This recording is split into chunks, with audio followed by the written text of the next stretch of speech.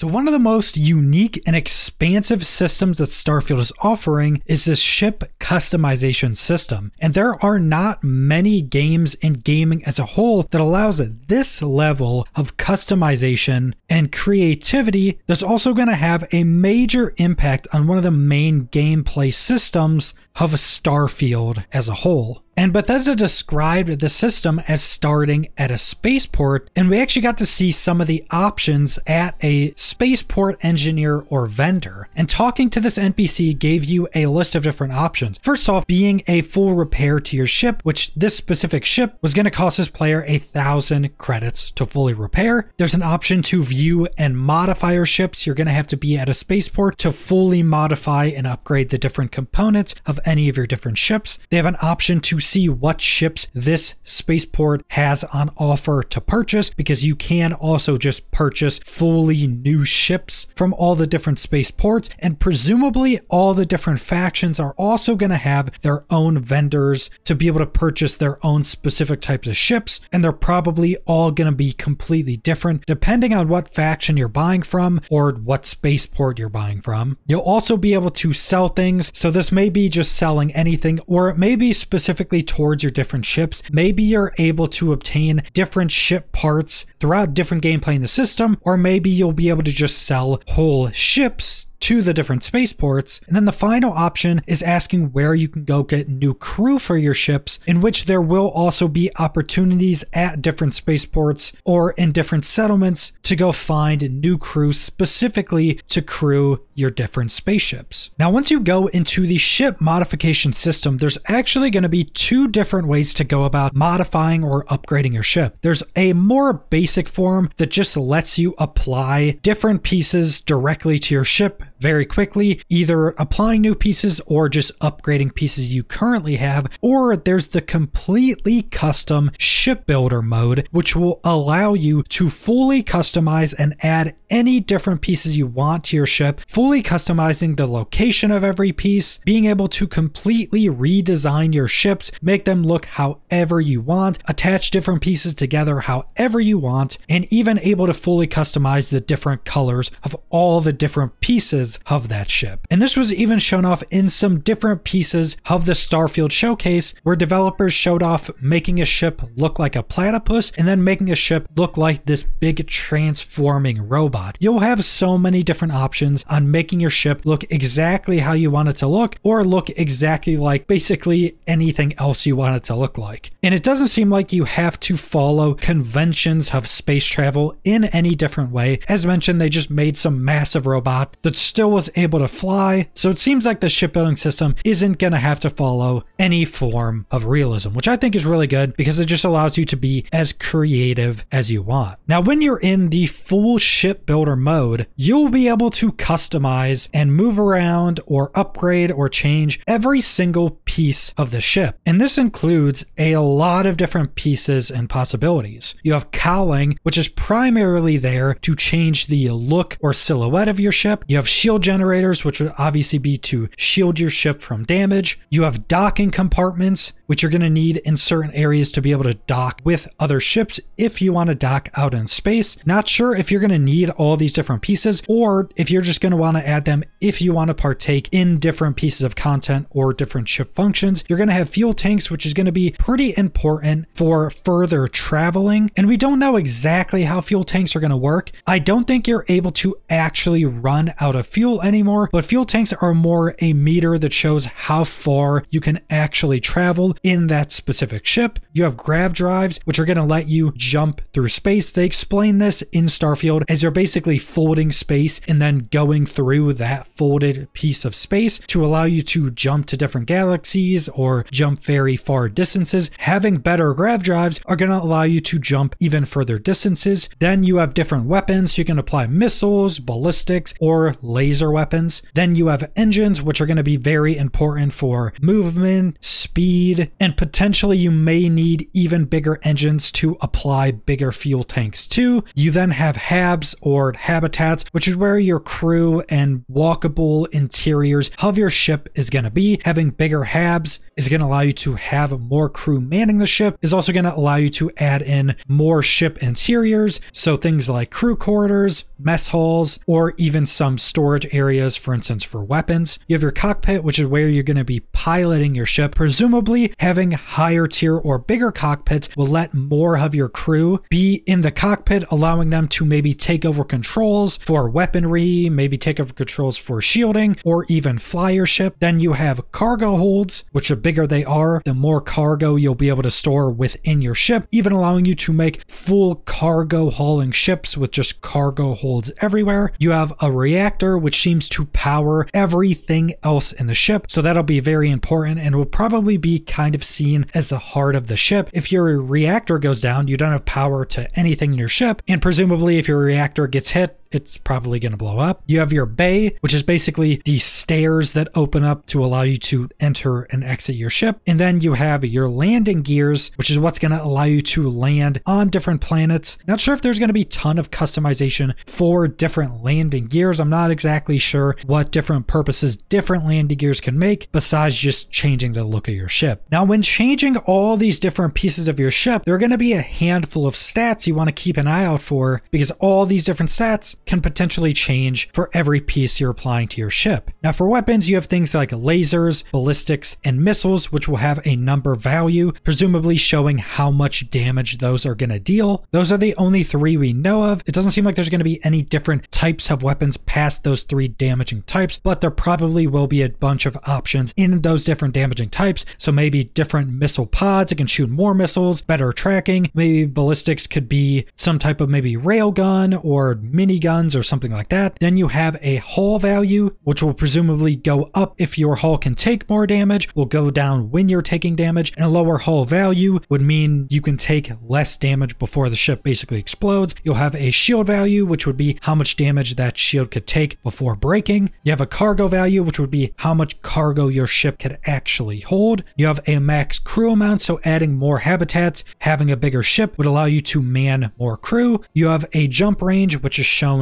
in light years. You have a mobility rating, which would presumably be how agile you are in space. So could you make a tighter turn? Could you quickly accelerate or decelerate to try to dodge missiles or something like that? Then you have a top speed value, which is pretty self-explanatory. And then you also have a mass value, so how heavy your ship actually is. And on a side note, there are going to be some character skills you need if you want to further customize your ship. For instance, we got a screenshot where someone was trying to apply a Dragon 231 IR laser to their ship, but they require the Starship Design Rank 1 skill to apply that laser to their ship. And there's going to be multiple different skills that are going to dictate what you're able to do in ship customization. Now, I think some of the most granular customization is going to come within your ship's habitat or inside your ship's interior, because you're going to be able to be walking around your ship, seeing all your different crewmates, and customizing the inside of your ships, and that's going to change depending on what company you actually buy different ship parts from. So a different cockpit manufacturer could change the look of your cockpit to look like something completely different. You could have mess halls that look different. You could have crew quarters that look completely different. One shown off was a different bed that had some different pictures put up next to someone's bed. Presumably that would be different customization depending on what different types of crew quarters you buy from different companies. There will be different cargo holds that'll look different depending on who you buy it from. There will even be things like adding in research or crafting stations onto your ship, or even adding in weapon storage that will allow you to store and display your different weapons. So presumably if you buy a different weapon storage section from a different company, you would have different display elements to allow you to display more weapons or display them in different ways and store more or less weapons. So you have the kind of macro customization customization of your ship. That's all the different ship parts. That's primarily going to change the look of the outside of your ship and change how your ship actually functions. Then you have all of the more micro customization in the interior of your ship that'll change the looks and change some of the options that your different crew have while inside that ship. Now, one thing I'm very curious about is if there are going to be things like, say, growing plants within your ship. Like, are you going to be able to make a massive ship have some different type of habitat in it that will allow you to grow plants? And if this is the case, there may also be plants that your ship actually wants. I don't know how oxygen inside of ships is actually going to work in Starfield, because for instance, in the Expanse television show and presumably the books, a lot of the ships would actually have different areas for plants or different plants throughout the ship that were basically used as organic oxygen scrubbers. So there may even be a possibility that something like that could be in Starfield. And if it's not in Starfield at the base game, there will definitely be modders that add in the ability to grow plants for different needs within some of your ships. And a pretty big addition on top of this is that while you're out in space, you will be able to commandeer and take other people's ships. This seems to mainly be from docking with ships, taking out their crew or capturing their crew, and then taking that ship for yourself. It does also seem like you'll be able to have people crew your other ships and actually fly your other ships when you're not in them. How all that's exactly going to work, we don't know. But one of the biggest pieces of this is that when you take someone else's ship, you will need to pay quite a lot of credits to register that ship to be able to customize it. So you'll say be in a certain city, a certain spaceport, you'll have to register that ship with them, which will then allow you to bring that ship out and customize it. If you don't register it, you're not able to take it to spaceports to repair it or fully customize it like you would your other ships. And Todd Howard has already mentioned that ship customization, kind of like Outposts, will be a more endgame focused system. Even looking at some of the screenshots and some of the footage they showed during the showcase, fully customizing ships and upgrading them is going to be very expensive. But this is such a massive system that it completely makes sense that you will need a lot of progression, a lot of resources, and currency to be able to do whatever you want with all of these different ships. And I think unlike Outposts, I think a lot more people are going to partake in ship customization just because it's going to be a much more integral part of